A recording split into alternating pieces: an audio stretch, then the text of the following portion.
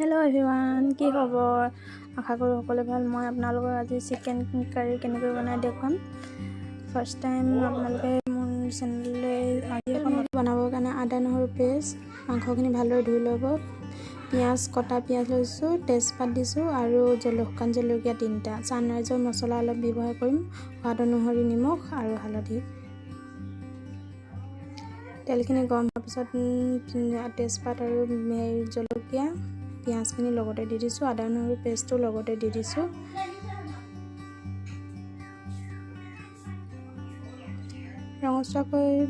ৰঙচুৱাকৈ অলপ ভাজি ল'ব লাগে, তেতিয়া পিঁয়াজৰ গোন্ধটো আহে, ভাল লাগে। দেখিছেনে, ৰঙচুৱা হৈছেগৈ। তাৰপিছত মাংসখিনি দি দিছোঁ ইয়াতে। সোৱাদ অনুসৰি নিমখ দিব আপোনালোকে। মই হালধিটো এতিয়া ব্যৱহাৰ নকৰোঁ, অলপ দেৰিকৈ ব্যৱহাৰ কৰিম। মাংসখিনি ৰঙচুৱা নোহোৱালৈকে আপোনালোকে ভাজি ৰাখিব। মই তেনেদৰে ভাজি আছোঁ। 5 মিনিটমান ভজাৰ পিছত ৰঙচুৱা হ'ব। গেছটো অলপ কমাই ৰাখিব।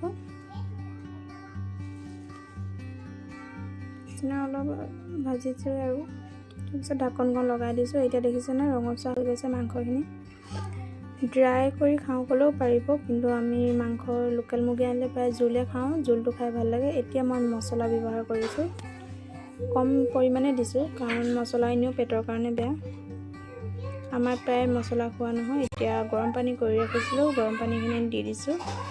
আপোনালোকৰ নিজৰ সদস্য অনুসৰি জোখত দিব, কিমান দিয়ে। 5 মিনিটমান সিজাৰ পিছত দেখিছেনে কিমান ধুনীয়া হৈছে। খাবলৈ তেনেদৰে বহুত টেষ্টি।